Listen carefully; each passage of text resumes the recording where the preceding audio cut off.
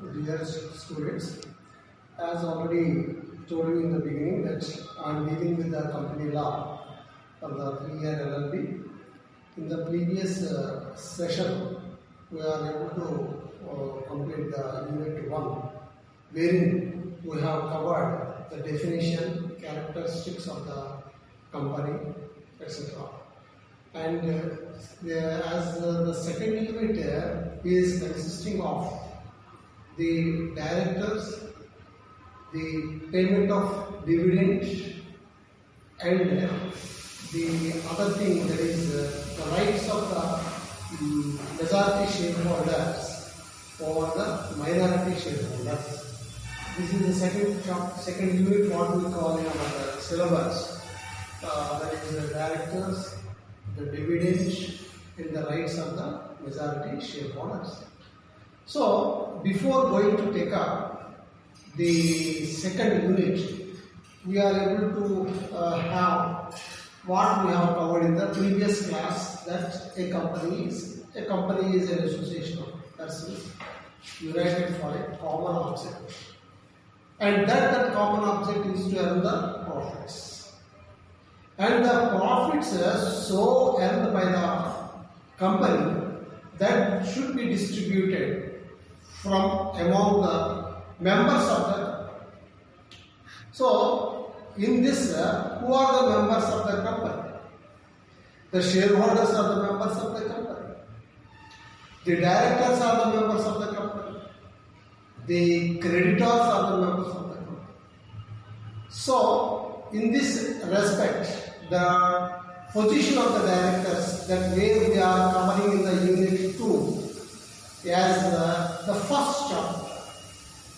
So, directors are the members of the company.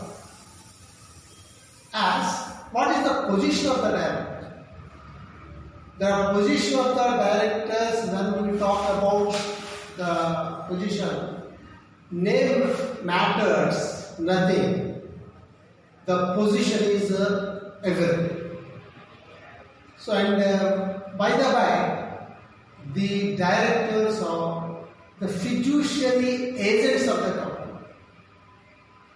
They are not supposed to earn the profits.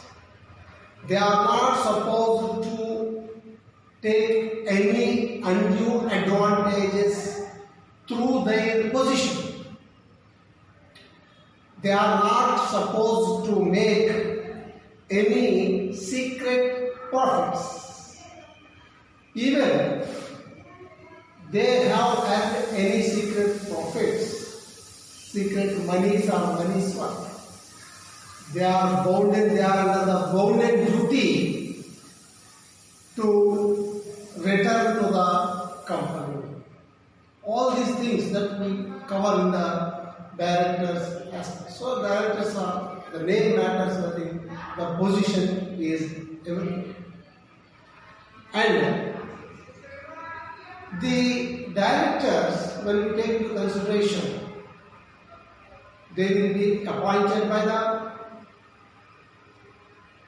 shareholders in the general meeting, and the shareholders from among themselves, they will elect the directors. And besides that, the directors, sometimes in the case of the government company, are being appointed by the central government also. So, when you take into consideration the definition part of the company, the company is an association of persons united for a common object. The common object is to earn the profits, and the profits earned by the company that should be distributed from among the members of the company in proportion to the nominal value of the shares held by them. So, in proportion to the nominal value of the shares held by them, that means they will get the share in the profits.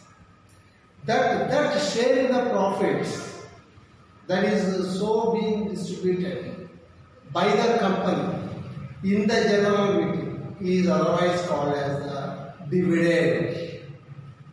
Dividend is nothing but a share in the profits of the company. A share in the profits of the company. That is what we are covered in the definition. The definition part, and also when you take one case law, Berland versus Early. Berland versus Early. That means in the case of the Berland versus Early, they mentioned that the payment of dividend and the receipt of dividend is the shareholders' inherent right. It is the inherent right. So, the rate of dividend is fixed by the board in the general meeting. And the payment of dividend, concept of the payment of dividend is being decided in the meeting of the shareholders in the general meeting. The rate of dividend is so fixed by the board of directors can be reduced by the general meeting by the shareholders.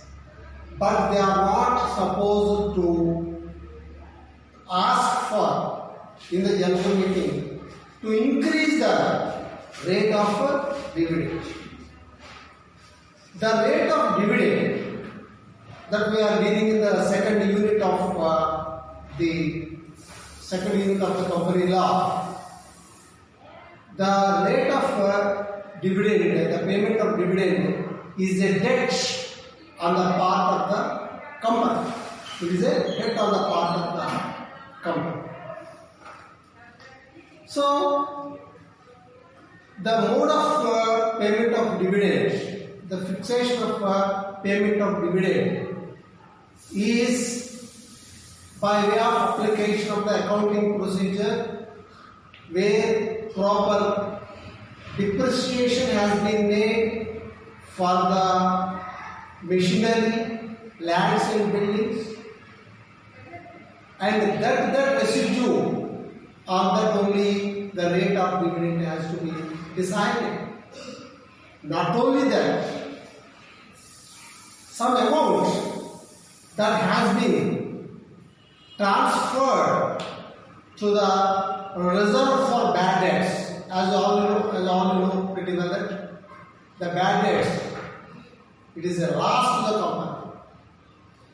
But whereas reserve for bad debts is not a loss to the company, that means the debtors, they may give or may not give.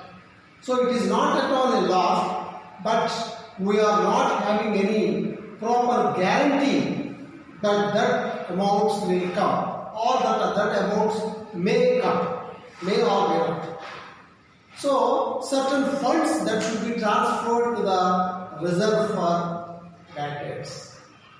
Soon after providing for reserve for bad debts, soon after providing for depreciation of the assets of the company, then only the residue that has to be, upon the residue, the amount has to be distributed among the members of the shareholders in the company.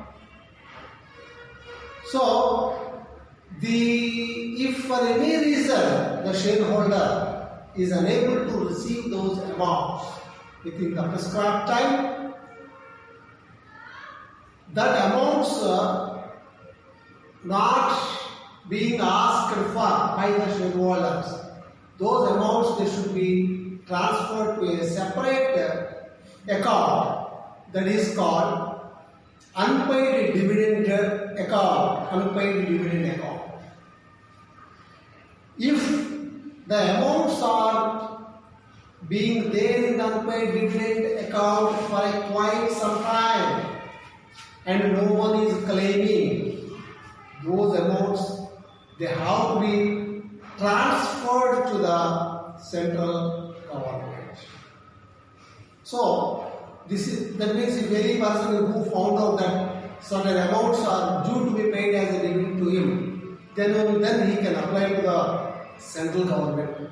Once those amounts have been transferred from the profit and loss account, the company's accounts to the central government. So this is all about the payment of dividends. So here, if any amount that has been declared as dividends in between the two financial years, that amount, that concept will be called as the interim dividend. Interim dividend. So payment of dividend is a right on the part of the shareholders asking the company, but the payment of interim dividend is not at all a right on the part of the shareholders to claim. It is upon the soundness of the company. It is upon the financial capacity of the company that the company is under having, by taking into consideration all the financial aspects and the profits of the company and the reserves of the company can declare in between two financial years, that is called interim dividend.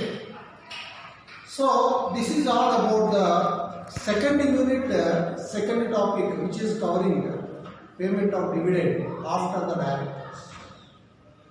And the third topic in the second unit of the company law for the third years is the rights of the majority shareholders. The rights of the majority shareholders was firstly discussed in the case of Foss versus Verboten. Foss versus Verboten.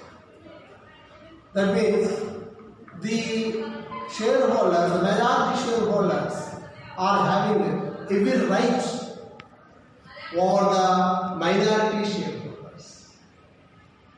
So, in this case of Foss versus Verboten, dissatisfied with the actions of the majority shareholders, the certain group of minority shareholders, they have approached the court of law about the acts of the majority shareholders. The court struck down the contention of the minority shareholders. The court struck down the contention of the minority shareholders, taking into account the majority ruling. As we know pretty well that in every democracy, the majority voters' rights prevail over the minority voters. So that is the basing on the democratic principle. But what is there in the case of the democratic setup? The majority shareholders have a right over the minority shareholders. But there are certain exceptions to the principle of the majority shareholders. What are the instances where the majority shareholders ruling will not be accepted? There are exceptions to the principle of Foss versus Verboten. One is where the minority shareholders' rights have been infringed or deprived or taken over by the majority shareholders. What are the rights of the shareholders? Right to receive the dividend, right to participate in the voting, right to attend the meetings. All these are the rights of the rights of the shareholders. If any minority shareholder or shareholders, if they are not able to exercise their right, then they can go to the court of law over the ruling of the majority shareholders. And not only that, when the decision of the majority shareholders in the majority shareholders is against the interests of the company as a whole. Then what happened in the case of Menier versus Cooper's Telegraph Limited? Then also the majority shareholders' rights, the majority shareholders act will not be accepted. That means they are acting, suppose if they are acting against the wish of the company, against the object of the company, then the minority shareholders, they can go to the court of law against the majority shareholders.